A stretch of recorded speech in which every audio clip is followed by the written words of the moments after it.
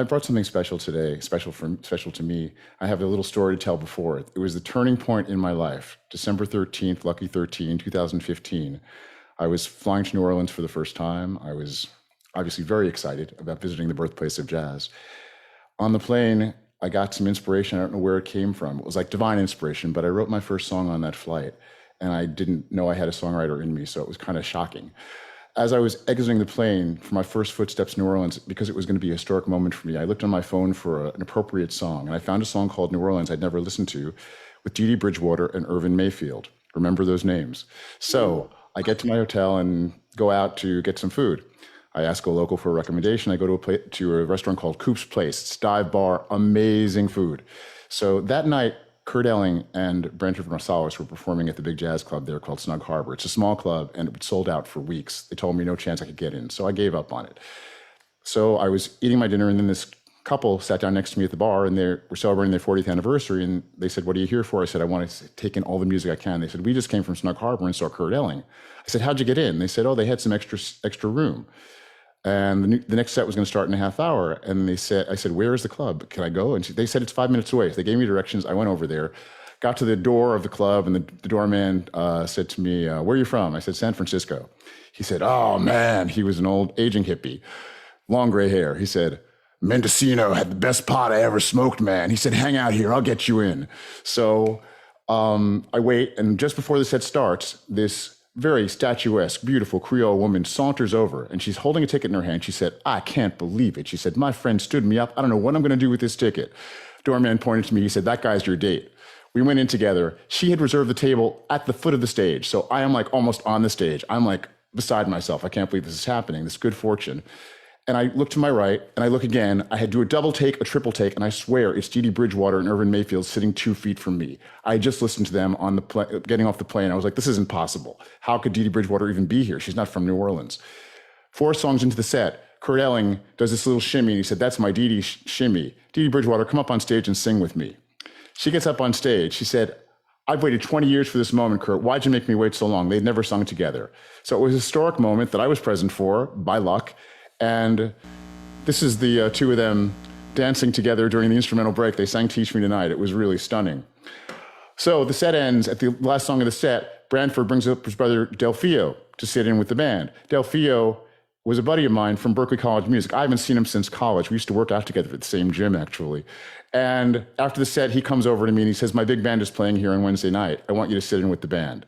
I was like, wow, this is amazing. So anyway, that brings you to this moment. I haven't sung this song since that night because it was so special, such a special memory for me. And I'm going to have Delfio introduce the song because, of course, I recorded it because it was like a great moment in my life.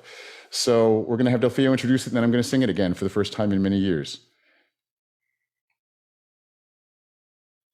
Let's give it up for Jon Rosenthal on vocals.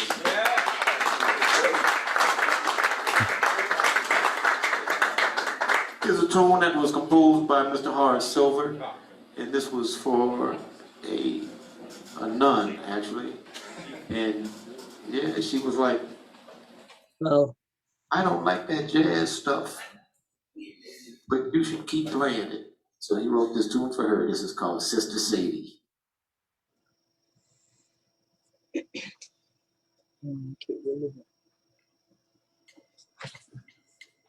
Sister Sadie was a mean chick, but she thought that she was real slick. Then she ran into Alfonso Brown. Hasn't been the same since Alfonso put her down. Sister Sadie never worried. Sister Sadie never hurried.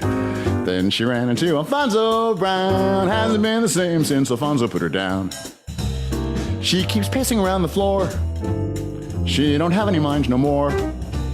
She just stares into empty space with a smile on her face. Sister Sadie was a honey, always had a lot of money. Then she ran into Alfonso Brown. Hasn't been the same since Alfonso put her down. Ba-doodle-dit-dit-dit-dot.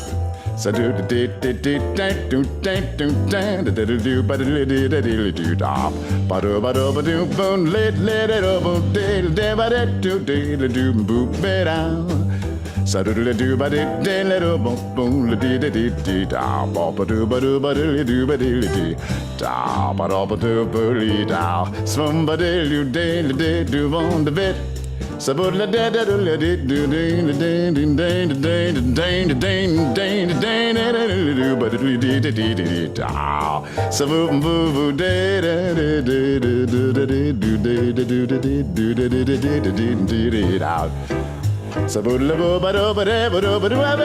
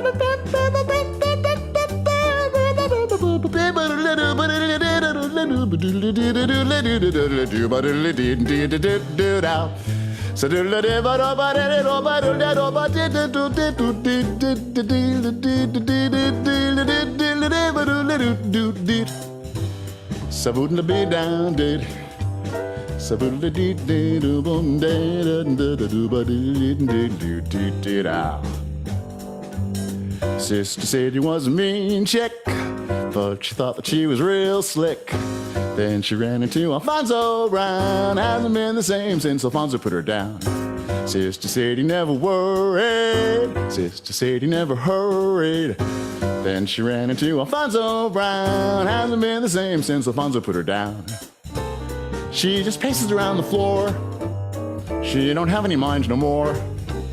She just stares into empty space with a smile on her face. Sister Sadie was a honey, always had a lot of money. Then she ran into Alfonso Brown. Hasn't been the same since Alfonso put her down. She just paces around the floor. She don't have any mind no more. Sister Sadie.